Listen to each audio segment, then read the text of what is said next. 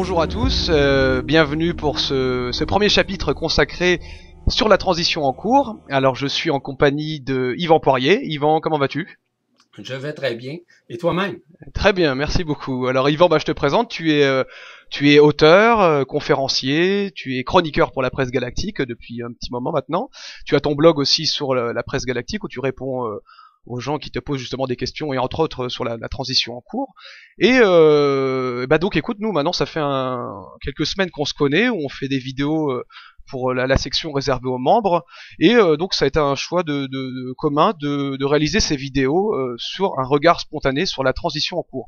Alors moi je me présente, je m'appelle Boris Raven, je suis simplement un chercheur de vérité, donc j'ai besoin et j'ai envie de comprendre ce qui se passe actuellement pour moi, pour nous, pour la Terre, dans le système solaire.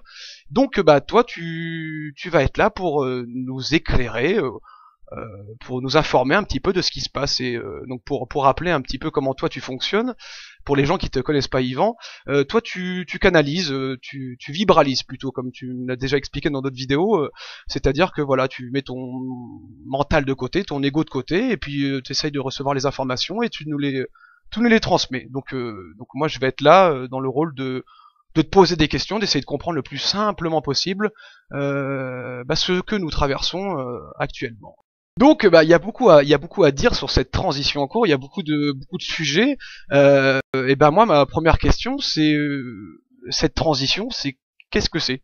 Qu'est-ce qu'on est en train de vivre actuellement en cette fin d'année, presque fin d'année 2013? Évidemment qu'au cours des dernières années, au cours des âges précédents, au cours aussi de ce qui a été annoncé comme prophétie, au cours de ce qui a été annoncé évidemment par différents prophètes qui sont passés sur la terre, et certains encore qui sont ici sur un plan humain.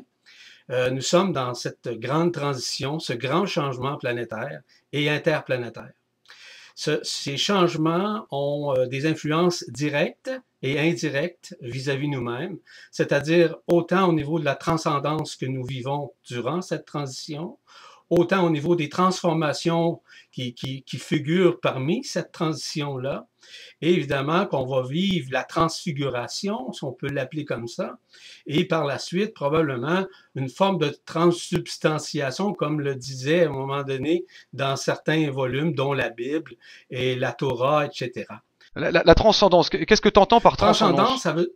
Exactement. Ça veut dire deux choses. La première, transcendance, c'est de transcender nécessairement ce qui se passe à l'extérieur de nous pour pouvoir le vivre à l'intérieur de nous. Donc, c'est une nouvelle transcription qui s'inscrit en nous, qui se manifeste en nous, et nous vivons ce changement-là dans cette transcendance. Transcendance veut dire également guérison.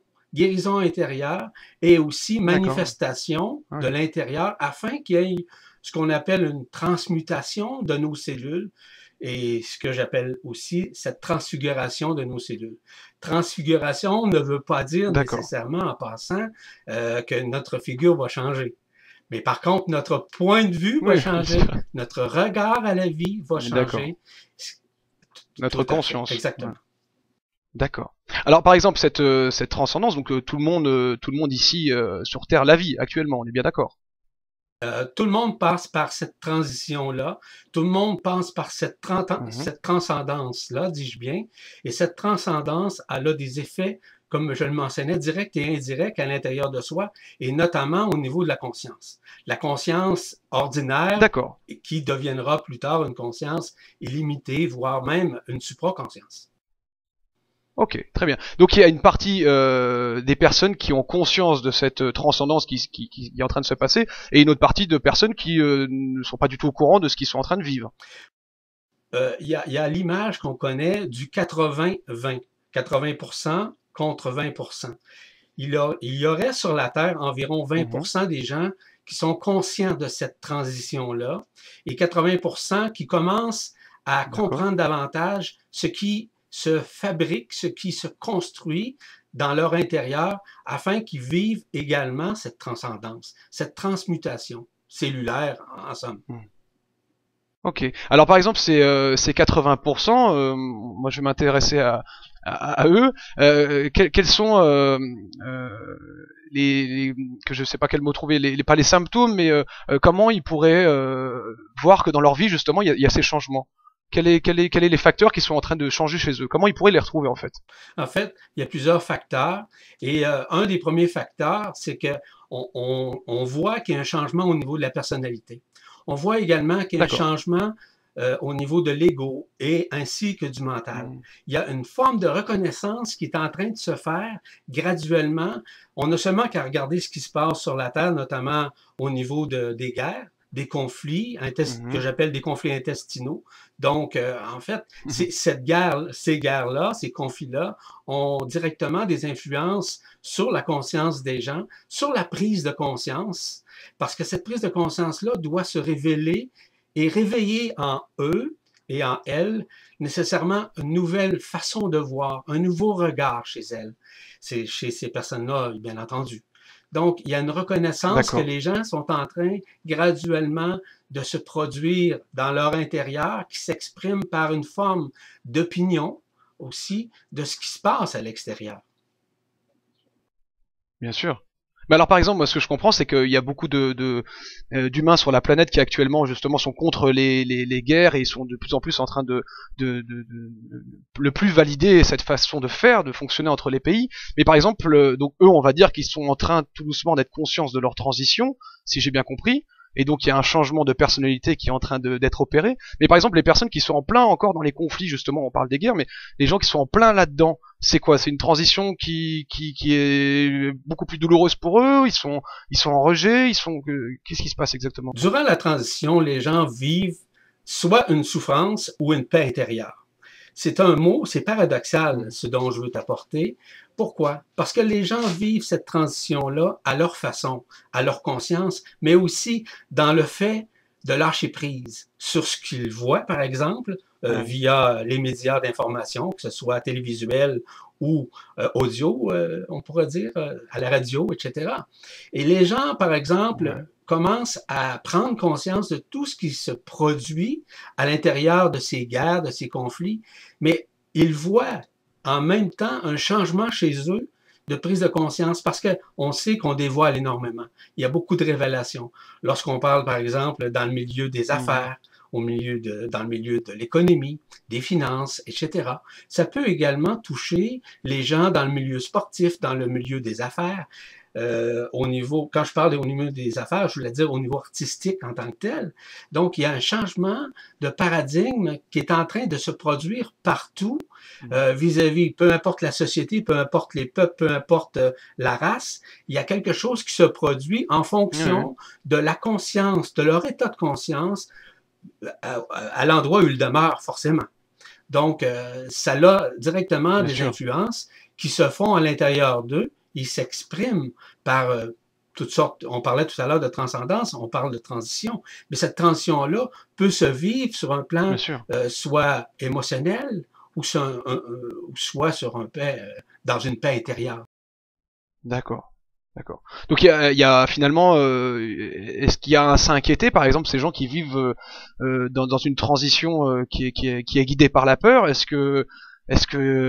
qu'à un moment ça va switcher et puis ils vont être vraiment la paix va arriver ou est-ce que finalement parce que quand on regarde les médias actuels ou les journaux, tout est dirigé vers la peur et donc on a l'impression que le monde tourne vraiment plus rond et que tout est en train de partir dans tous les sens.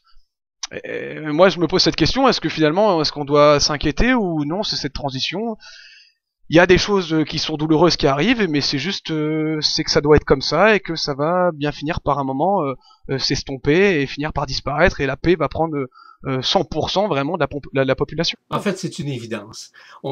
Une évidence par rapport à la peur, quoique cette peur-là va disparaître au fur et à mesure. Pourquoi? Parce que de plus en plus, les gens qui vont vivre cette transition-là vont vivre également cette transcendance-là. C'est-à-dire qu'ils vont transformer en eux une nouvelle façon de voir. Je parlais tout à l'heure d'un nouveau regard, mais c'est ça qui va se produire en réalisant que de plus en plus, les fameux conflits dont on parle, par exemple, sont en train de Mhm. s'estomper, sont en train d'arrêter. Et c'est une D'accord. réalité. On n'a seulement qu'à regarder les conflits qui Oui. existent pour voir qu'il y a un changement de paradigme, mais surtout un changement au niveau de la conscience où de plus en plus les gens veulent de moins en moins de guerres, de conflits, etc. Donc, il y a un Mhm. changement radical qui est en train de se faire, ce qui va créer une dynamique.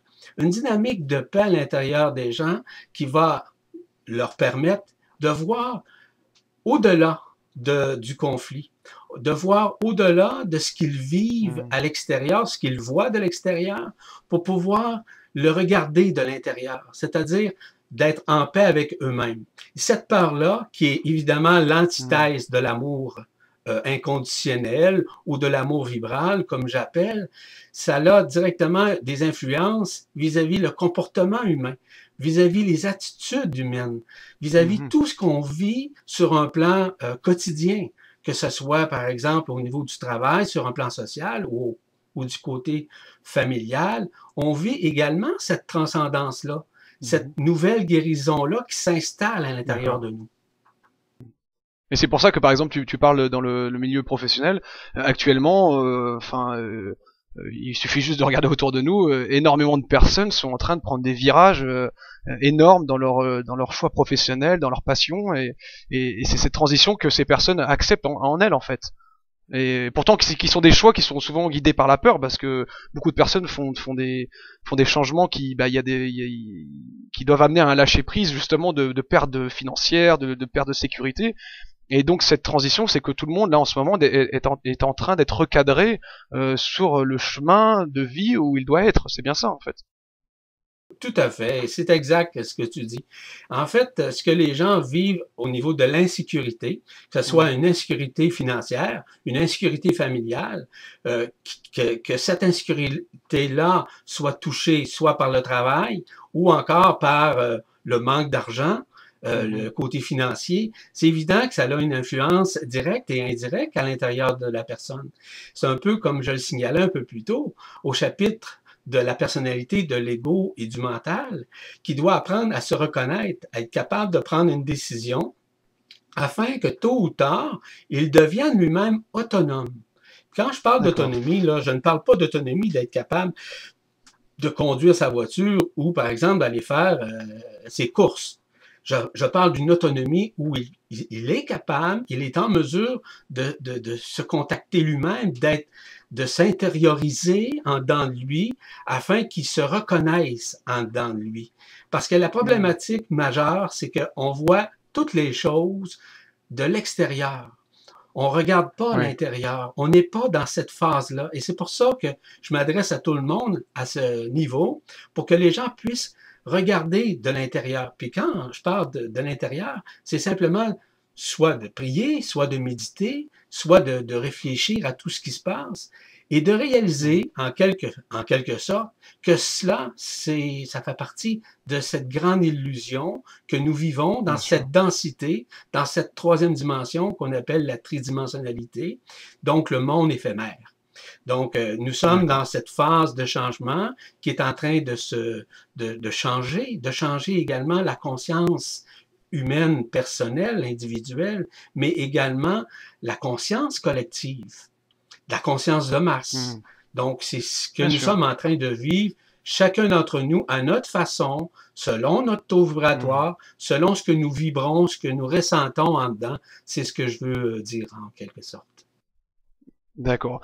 Et alors pour conclure sur cette première partie, Yvan, donc voilà, c'est vraiment le monde extérieur vraiment changera, et quand on arrivera à changer vraiment notre intérieur, tout est aussi facile que ça, quoi. L'illusion, elle est juste tout ce qu'on voit actuellement dans le monde extérieur, c'est ce qui se passe à l'intérieur de nous, Exactement. Donc, c'est une projection que une nous projection. faisons de nous-mêmes et cette Hmm. projection-là est en train de nous faire basculer notre conscience, à voir les choses que nous regardons de l'extérieur et de réaliser qu'il y a une partie de nous qui le vivons à l'intérieur et que nous Ouais. devons, comme je le mentionnais tout à l'heure, le transcender, le Super. guérir, le transformer pour que nos cellules deviennent de plus en plus lumière. Eh ben écoute, c'est une bonne conclusion pour cette première partie. Yvan, je te propose qu'on laisse Louis nous offrir son petit instant d'improvisation musicale, justement pour digérer un petit peu ce que tu nous as partagé. Voilà. Donc on revient juste après cette pause musicale. Ça te va, Yvan? Très bien, à plus tard. Ah, ok, à plus tard.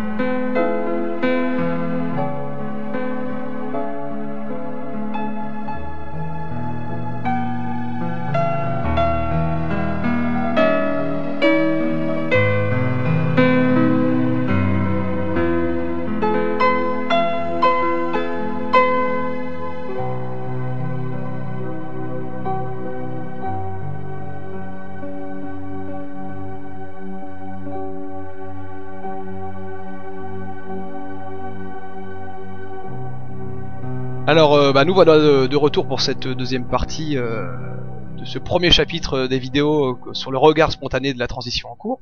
Je suis toujours avec toi, Yvan. Yvan, on va continuer un petit peu sur notre sujet, sur cette transition. Qu'est-ce que les personnes peuvent observer dans leur vie? Alors, on a parlé des changements professionnels. Est-ce que les changements de conscience, les changements de point de vue, est-ce qu'il y a des changements physiques qui s'opèrent pendant cette transition? Forcément. Il y a des changements physiques qui se, se manifestent directement dans le corps physique. Par exemple, je vais rentrer un petit peu, sans rentrer dans les détails, on connaît par exemple la maladie professionnelle, communément appelée la dépression. Ici au Canada, on appelle ça le burn-out, qui veut dire une explosion extérieure. Mais avant tout, il y a un processus qui s'installe à l'intérieur de soi avant que le burn-out, la dépression, explose à l'intérieur de la personne. On appelle ça le burn-in. Burn-in, ça veut dire que la personne vit quelque chose de l'intérieur, mais elle ne peut l'exprimer pour le moment parce qu'elle craint d'en parler, elle craint par exemple, et surtout d'être jugé par rapport à ça. Donc, ce burn-in-là, qui se formate à l'intérieur de la personne, crée une dynamique de peur, de crainte, Mais par exemple, un exemple Oui. de ce qui peut arriver à une personne qui vit un burn-in. Oui. La personne qui vit un burn-in, premièrement, elle ne se reconnaît plus. Elle ne se voit plus comme Ah. elle était avant. Elle est dans une vision où elle se médiocrise, c'est-à-dire qu'elle se sent médiocre, elle se sent inférieure, elle ne se sent pas à la hauteur des situations. Ça peut être, par exemple, au plan familial, ça peut également être sur le plan professionnel, au niveau du travail, et aussi sur le plan social, où elle se sent vraiment inférieure parfois, ou dans d'autres moments supérieurs pour certaines choses. Mais généralement, le burn-in Oui. ramène une personne à une forme de médiocrisme qui l'empêche d'exprimer vraiment ce qu'elle voudrait parler, ce qu'elle voudrait communiquer, ce qu'elle voudrait communier avec les gens, mais elle ne se sent pas aimée parfois, elle ne se sent pas reconnue. Elle est dans ce qu'on appelle la non-reconnaissance de soi parce qu'elle ne reçoit pas cette reconnaissance-là de la part des autres. Donc, ce qui crée une dynamique de crainte et aussi et surtout une dynamique de renfermement. Cette Excuse-moi dynamique... Yvan. Mais Oui. alors pourquoi dans cette transition, pourquoi cette personne vit ça en fait? C'est parce elle est guidée par la peur à ce Pourquoi? moment-là, ou c'est parce que c'est vraiment un changement qui est tellement Oui, fort que la perte de repère est inévitable pour toute personne qui vit ça? oui, tout à fait. Et lorsque tu parles de perte de repère, c'est-à-dire que, pour te donner un exemple concret, on sait que, par exemple, dans le milieu du travail, peu importe ce qu'on fait dans la vie, nous recevons de la formation. On est formé, on suit des cours, on a des activités, etc., etc. Là, je ne veux pas rentrer dans les détails. À un moment donné, il y a ce qu'on appelle une surdose d'information, une surdose de formation. Cette surdose de formation-là, qui est installée, qui est digérée par la personne, mais qui est en fait n'est pas digérée en totalité, c'est-à-dire intégrée dans les cellules, ce qui fait en sorte qu'il y a des implosions intérieures dans les cellules des gens qui s'expriment et à ce moment-là, les gens vivent l'amorosité, encore des peurs, mais aussi le fait de ne pas se reconnaître eux-mêmes.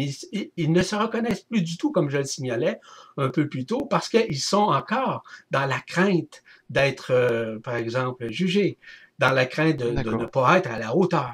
En fait, c'est le burn-in qui se produit en dedans de ces personnes-là, qui les empêche à quelque part d'exprimer vraiment ce qu'ils pensent. Parce que ils doivent, en fait, là, pour faire un résumé là-dessus, c'est simplement de renaître en soi.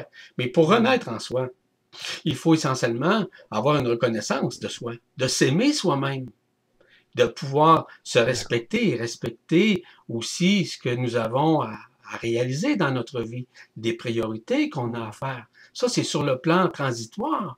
Et tout le monde passe par cette transition-là, qu'elle soit plus grande ou plus petite. Elle a sa forme, elle a sa vibration. Puis c'est à ce moment-là que la transformation commence à se créer à l'intérieur de la personne par une prise de conscience, comme je le disais plus tôt. D'accord. Donc en fait vraiment pas d'inquiétude si on traverse cette période-là. C'est une période voilà qui on est pas obligé de passer par là, mais c'est normal. Il faut passer par là justement pour renaître dans une nouvelle conscience. On est obligé de passer par là. Exactement. Et pourquoi on doit passer? Moi, je trouve que c'est un très beau cadeau que les gens reçoivent, contrairement à ce que, par exemple, la médecine nous parle, par exemple, en disant, ben, on va vous donner des médicaments, etc. Vous savez que les Mm. médicaments, il faut dire les choses comme elles sont. Elles endorment plutôt la conscience que de Bien l'éveiller. sûr. Donc, les gens deviennent un peu parasites, deviennent un peu dépendants de ces médicaments-là, ce qui les empêche de voir au-delà de leur maladie mentale, qui est une maladie mentale, mais qui est à la fois une maladie psychologique, mais surtout une maladie du corps, une maladie de ce que j'appelle de l'écœurement. Si tu comprends l'expression, l'écœurement, sont tannés d'être tannés. Bien Donc, c'est d'accord. un peu ça. Tanné de D'accord. vivre, tanné de voir ce qui se passe, tanné ce qu'ils font. En tout cas, Mhm. tout ce qu'on peut parler d'être écœuré dans notre système Mhm. social, ou ça peut être aussi au niveau du travail. Ok, alors ça c'est des moments dans une transition donc qui sont pas faciles à vivre, que tout le monde plus ou moins traverse. Euh, à quel moment on sait que ça va être fini? À quel moment on se dit à quel moment tout ça va changer? C'est comme je le mentionnais tout à l'heure, tout fait partie de la reconnaissance de soi. Tout dépend des priorités qu'on met dans notre vie. Il y a des Mhm. priorités dans notre vie, peu importe. Est-ce que notre priorité, c'est la famille ou c'est le travail? Il y a des choix à faire. Est-ce que notre priorité, c'est nous-mêmes ou c'est notre famille, dis-je bien, ou le travail? Vois-tu là, c'est des Ouais, transitions. ouais. Qu'est-ce qu'on priorise dans notre vie? Alors, à partir du moment où une personne se positionne, à savoir, moi, à partir de maintenant, je vais penser à moi. Lorsque je parle de penser à moi, là, je ne parle pas du tout d'égocentrisme et pas du tout Bien non sûr. plus d'égoïsme.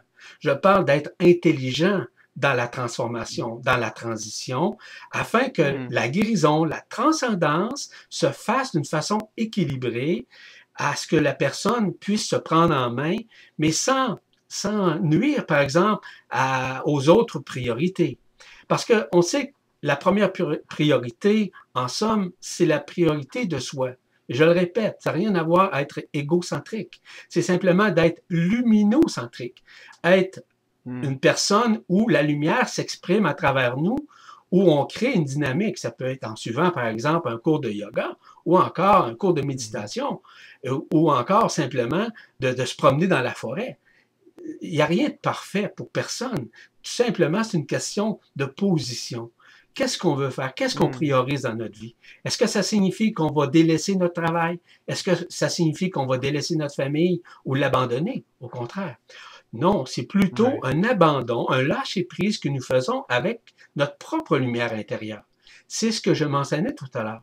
C'est, en fait, c'est de mourir, entre guillemets, de l'ancien pour renaître au nouveau. Ouais, je sais très bien, je vois très bien ce que tu veux dire, ça l'explique très bien. Mhm. Et pour ces personnes, bah, pour nous tous qui vivons cette transition, et si par exemple on est entouré de personnes qui ne vivent pas cette transition, quelle attitude à avoir? Alors tu dis justement ne pas prendre des grands virages et tout plaquer, par exemple la famille, le boulot, tout ça, mais en fait ce que tu viens de dire, c'est juste de ressentir ce qui nous traverse et d'être le plus lumineux possible. C'est la seule, en fait, c'est la seule solution si on se retrouve un peu seul, on va dire, un peu isolé avec cette transition, en conscience bien sûr, c'est juste de l'accepter et de faire vivre notre lumière au maximum. Il y a rien d'autre à faire de plus en fait. C'est comme je le disais, c'est de l'accueillir, c'est De de l'accueillir. s'abandonner à cette nouvelle fréquence, à cette nouvelle façon de voir, à Mhm. notre nouveau regard sur nos priorités. Et si nous priorisons notre famille, c'est parfait. Si on priorise notre travail, c'est parfait. Mhm. Mais à un moment donné, tôt ou tard, on se fait rattraper par cette illusion, parce qu'on doit reconnaître en nous, essentiellement, si on veut traverser cette transition-là dans l'équilibre, on doit reconnaître en nous qu'il y a d'autres choses que notre vie quotidienne. Il y a d'autres choses qu'on doit vivre à l'intérieur. C'est la reconnaissance de soi, c'est la reconnaissance multidimensionnelle du soi à l'intérieur.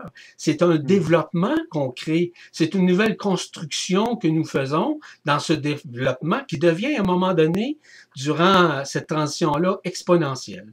Et lorsque D'accord. je parle d'exponentialité, je parle d'un travail qui se manifeste de plus en plus. Il se crée une paix à l'intérieur de soi. Il se crée Mm. une joie à l'intérieur de soi.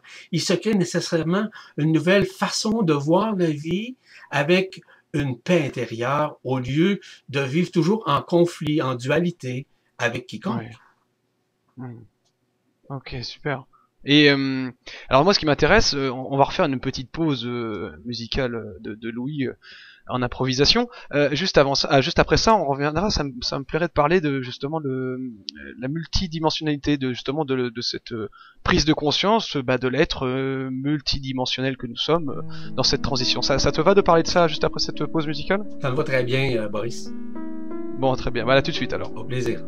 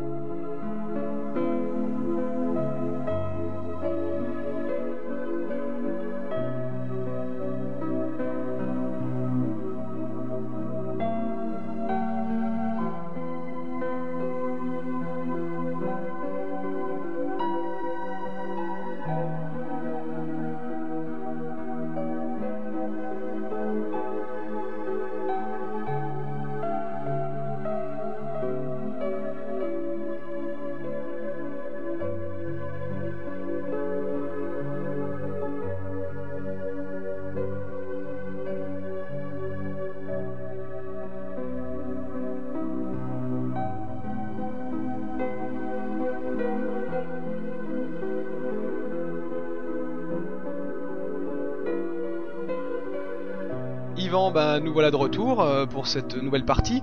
Alors, j'ai souhaité, et tu étais d'accord, pour qu'on parle un petit peu de cet être multidimensionnel. Alors, qu'est-ce que c'est un être multidimensionnel? Au départ, l'être multidimensionnel, c'est un mot qui est très large en soi. Mais lorsqu'on parle de multidimensionnalité, on parle que nous vivons à la fois dans plusieurs dimensions. C'est-à-dire que nous vivons, par exemple, sur un plan humain, là, on va dire, est-ce qu'on est d'accord que nous avons un ego? Est-ce qu'on est d'accord que nous avons une personnalité? Est-ce qu'on est d'accord que nous avons un mental? Est-ce qu'on est d'accord que nous avons des cellules? Voyez-vous, dans le corps physique, il y a plein d'éléments qu'on appelle la multidimensionnalité de la personnalité ou de la personne. Vous avez également, sur un autre plan, lorsqu'on parle des centres d'énergie communément appelés les chakras, qui sont aussi une forme de multidimensionnalité. Nous avons aussi, dans cette transition, les corps subtils. Et les corps subtils, ce sont des corps d'énergie, des corps éthériques, des corps vitaux. Et ces corps vitaux-là ont directement et indirectement des influences sur le corps physique. Cette manifestation-là de la multidimensionnalité qui se crée en dedans de nous est multidimensionnelle, c'est-à-dire qu'elle s'ajoute aussi à d'autres niveaux vibratoires, à d'autres niveaux, si tu veux, de l'essence de ce que nous sommes à l'intérieur. Nous sommes à l'intérieur, tous et toutes, des êtres de lumière. Et peu importe ce qu'on en pense, nous sommes des êtres de lumière parce que nous sommes faits, nous sommes fabriqués avec de la lumière. Et ça, on ne peut pas le nier puisque la science l'a prouvé. Et évidemment que la science, nos savants, ont certaines connaissances et certaines autres qu'ils méconnaissent parce qu'ils n'ont pas trouvé, si tu me permets l'expression, les calculs mathématiques pour pouvoir le prouver. Cependant, cette essence qu'on appelle la multidimensionnalité qui s'exprime, elle se fait de différentes façons. Tout à l'heure, on parlait, par exemple, de méditer, de faire un exercice comme le yoga, d'apprendre à respirer consciemment. Ce sont des éléments qui nous permettent de reconnaître et de se connecter à cette multidimensionnalité qui est déjà en dedans de nous. Ce que les êtres humains pensent dans l'ensemble, c'est que, par exemple, un dieu ou des dieux sont à l'extérieur. En fait, tout ce que nous avons à l'extérieur est déjà à notre intérieur. Et on doit apprendre à le reconnaître. C'est ce que moi j'appelle la reconnaissance multidimensionnelle du soi.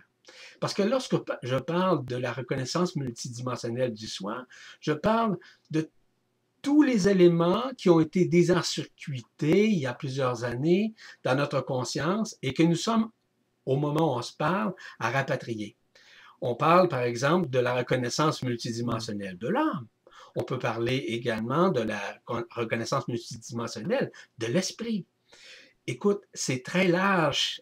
Oui, totalement. C'est des choses vraiment différentes. Donc, je pourrais te parler de toute la reconnaissance et de la construction d'un pont multidimensionnel qui se fait entre nous et la source centrale. Mais cette source centrale-là, qui fait partie de l'absolu de ce que nous sommes à l'intérieur, elle est manifeste, mais on ne la reconnaît pas encore. Et c'est pour ça, d'ailleurs, en passant, qu'au cours des prochains jours, les gens vont pouvoir réaliser dans la presse galactique que j'ai créé des nouvelles chroniques où je parle de la reconnaissance multidimensionnelle du soi. Donc, je ferme la parenthèse simplement pour le signaler. Donc, on parle à l'intérieur de soi des multiples fonctions dans le corps, dans nos organes. En fait, j'établis un champ de conscience totalement différent de ce que notre société a pensé depuis des âges, afin de pouvoir reconnaître en soi ce qui nous habite, mais aussi ce qui se manifeste également dans notre conscience.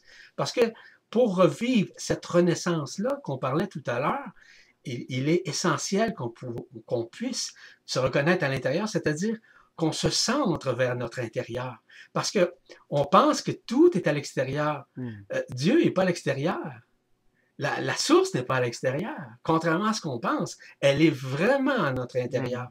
Et cette approche multidimensionnelle dont je parle devient graduellement une science. Ce que moi j'appelle la science supramentale, c'est-à-dire au-delà du mental, c'est-à-dire de la compréhension de l'ego, de la personnalité ou du mental, qui fait en sorte que nous communions maintenant avec nous-mêmes afin de nous reconnaître, de nous reconnecter en nous-mêmes pour pouvoir à vivre cette transition-là en toute conscience, en toute paix et en toute vibration. Alors ma question c'est au moment où on va faire la reconnexion avec cet être multidimensionnel, l'ego, le mental, tout ça sera encore là ou ça va disparaître? Graduellement, au cours des semaines, des mois qui suivront, même des années pour certains, la disparition, j'appellerais ça plutôt la dissolution de l'ego, de la personnalité et du mental se fera. De quelle façon? C'est que de plus en plus, on va devenir, entre guillemets, mais le mot amémoriel. C'est-à-dire que de plus en plus, on va avoir moins de mémoire de notre existence actuelle. Ça ne veut pas dire qu'on n'aura plus de mémoire. Ça veut dire simplement que graduellement, ces personnages-là que nous avons manifestés par l'ego, le mental et la personnalité, vont graduellement s'estomper, vont graduellement se dissoudre afin de pouvoir nous reconnaître davantage. Parce que voyez-vous, si au moment de la mort d'un individu, de son décès, il quittait avec sa personnalité, avec son ego et son mental, c'est évident qu'il ne pouvait pas reconnaître et retrouver la lumière qui est en soi. C'est impossible. Donc, il doit y avoir une dissolution qui se fasse graduellement. Oui, est-ce que l'ego demeure? Il y a une partie de l'ego qui demeure. Est-ce que le mental demeure? Oui, durant la transition humaine. Totalement. Sauf que graduellement, ça se dissout pour arriver à un lâcher-prise, pour arriver à un abandon, pour réaliser qu'il y a autre chose à l'intérieur de nous qui va se manifester. Je l'appelle le corps d'être-té. Le corps d'être-té, c'est un corps d'amour. Ce corps-là habite le soleil. Il est à l'extérieur, mais il est également à l'intérieur. C'est à nous maintenant à renouer, à communier journellement avec cette essence-là qui est nous en somme.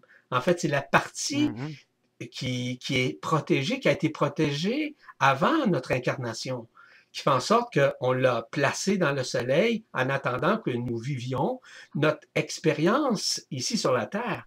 Lorsque je parle d'expérience, je parle d'expérie mental. Donc, faire l'expérience avec le mental, c'est ce qui a créé une personnalité.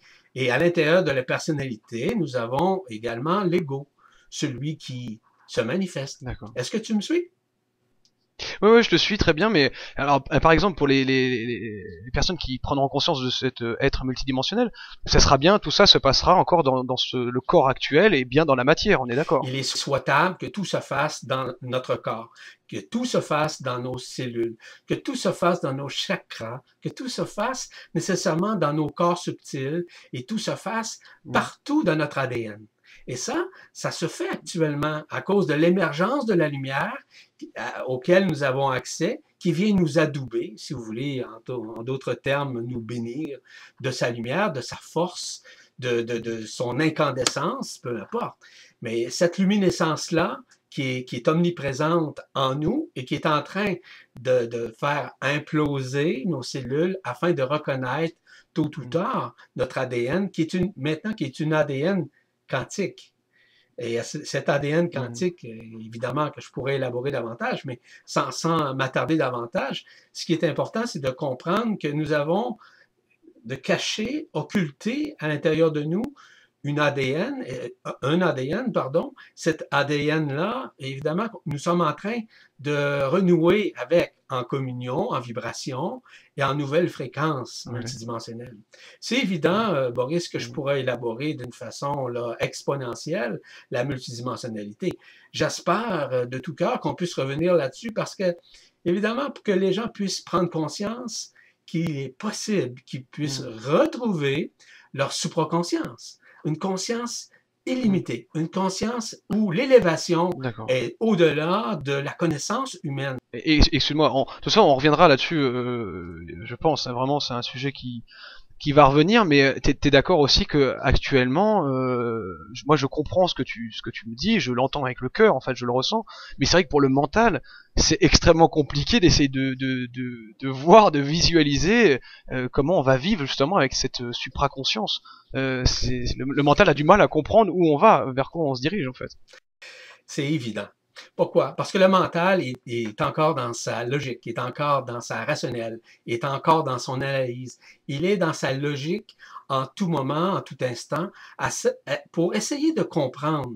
Mais la compréhension de notre monde ici est totalement illusoire. Elle est totalement éphémère. Puis encore une fois, je pourrais élaborer davantage, mais cette éphémérité-là que nous vivons, elle est en train de se manifester afin de reconnaître davantage ce qui se cache à l'intérieur de nous, ce qui a été occulté et qui se redécouvre en nous afin que nous nous prenions en main, dans le bon sens du terme. Se prendre en main, pour moi, c'est d'être capable de se reconnaître multidimensionnellement en soi, pour pouvoir également reconnaître les autres à ce qu'ils vivent à leur façon, selon leur taux vibratoire, selon les fréquences avec lesquelles ils sont en contact, ou même en communion vibratoire. Parce que chacun possède en lui une synchronicité, une horloge, au-delà de l'horloge biologique, qu'on appelle une horloge synchronique, où nous sommes synchronisés au-delà du mental, au-delà de la personnalité. C'est une synchronisation qui est en train de se faire, et cette synchronisation-là fait partie de ce que je signalais un peu plus tôt, que j'appelle le corps d'être-té, qui est notre corps de lumière en réalité, qui est notre essence divine, qui est notre lien avec la source, en somme. Et ce corps de lumière, on va commencer de plus en plus à rentrer en contact avec lui. C'est ça en fait, on va de plus en plus pas le voir, mais être en communion avec ce corps d'être-té. Oui, nous sommes actuellement en contact avec le corps d'être-té, parce que souvent il vient nous parler, il vient souvent par les rêves, par une communication quelconque, et par l'entremise également d'autres personnes. Il y a des gens qui font en sorte, qui vont créer, on pourrait dire, un champ vibratoire, une porte interdimensionnelle, pour pouvoir aller dans cet état qui est beaucoup plus multidimensionnel que limité par un temps linéaire, par exemple. Donc, à ce moment-là, les gens vont être en mesure d'entrer davantage en communion vibratoire avec eux afin qu'ils puissent reconnaître davantage ce contact multidimensionnel qu'ils ont avec cet être-té-là qui nous habite en somme. Mais c'est difficile à reconnaître parce qu'on est trop dans la distraction, on est trop dans l'occupation, on est trop dans le faire au lieu d'être. D'être. Ok, bah non mais je vois très bien. Et puis pour conclure cette première vidéo, même si on ne comprend pas tout, enfin en tout cas notre mental ou notre ego n'arrive pas exactement à comprendre ce qui nous arrive dans cette transition, quel conseil, alors bien sûr on a parlé de la méditation, mais et du lâcher prise, est-ce que tu as un autre conseil que tu pourrais nous donner pour justement nous aider à vivre cette transition le plus calmement possible et le plus simplement possible, sans être en lutte? Premièrement, c'est de lâcher prise, de s'abandonner à notre propre lumière intérieure. Et surtout, comme exercice, c'est d'apprendre à bien respirer. Et j'invite les gens, si ça leur tente, de poser des questions sur la presse galactique, par exemple, des trucs et astuces, comment bien respirer, de quelle façon on peut respirer, ou encore de suivre une formation en yoga, par exemple, où le yoga est une très bonne... donne de très bons exercices, par exemple, pour savoir bien respirer. Pour ma part, j'en ai certaines façons, là, mais écoutez, je ne suis pas un spécialiste, mais disons qu'il y a certains trucs et astuces que je connais qui pourraient aider, certes, beaucoup de personnes à lâcher prise, à s'abandonner à eux-mêmes et de regarder la vie, de regarder ce qui se passe à l'extérieur d'eux et de réaliser que c'est une grande illusion et que tout ce que nous vivons fait partie justement de cette transition-là duquel on parlait un peu plus tôt. Et afin que les gens puissent justement cette guérison intérieure-là qu'on appelle la transcendance. Moi ça me plaît bien ça, le mot de la fin, cette guérison intérieure, vraiment je pense que voilà, maintenant il faut, si on a l'impression qu'autour de nous tout va pas bien, c'est que tout simplement c'est à l'intérieur de nous que ça va pas bien et que c'est là qu'il faut faire les petites réparations et moi ça me plaît bien de commencer déjà par ça et d'observer ça et je pense que c'est le bon chemin déjà pour tous quoi. Ça me paraît pas mal. Si tu me permets en terminant, Ouais. Ce que nous voyons à l'extérieur sont des projections. Des projections de nous-mêmes, ça fait partie de la grande illusion. On doit regarder et devenir l'observateur de ces Hmm. projections-là, quelles qu'elles soient. D'accord. Sans jugement, sans... Ah, surtout. Surtout sans jugement, parce que la Hmm. problématique majeure, c'est qu'on juge par les apparences, on juge par Ouais. la logique, on juge par le mental, par les connaissances, on juge également par les croyances. Et toutes ces phases-là de transition que nous vivrons, c'est-à-dire la perte graduellement de l'ancienne conscience pour renouveler et renouer avec la nouvelle conscience, Hmm. va nous faire réaliser que en fait, ce que nous avons vécu était une grande illusion, mais aussi ce que nous avons vécu était fondamentalement essentiel. Et Hmm. c'est peut-être justement l'importance de réaliser que le désencircuitement que nous avons vécu, nous sommes en train de vivre un réencircuitement de ce que nous Hmm. sommes, de notre nouvelle conscience. Donc, bah, tout est parfait, tout est bien, tout est à sa place. C'est ça, hein. On est tout bon. Yvan, bah, écoute, je te remercie. On va conclure, bah, on va terminer cette vidéo, voilà, pour faire des vidéos pas trop longues. J'espère que cet échange bah, t'a plu. J'espère aussi à vous que ça vous a plu. Et voilà, Yvan, est-ce que tu as quelque chose à dire pour terminer cette vidéo? La seule chose que j'ai à dire, j'invite les gens à lâcher prise sur le connu, sur leurs croyances, Hmm. et de s'abandonner à ce qu'ils sont à l'intérieur. Et à partir de ce moment-là, il y a un changement important, un changement majeur qui va créer une dynamique en ces personnes-là afin qu'ils renaissent de leur multidimensionnalité, de ce qu'ils sont à l'intérieur, afin qu'ils reconnaissent de plus en plus. Voilà, et que la lumière soit en terminant. Merci Yvan, à bientôt. Au revoir à tous.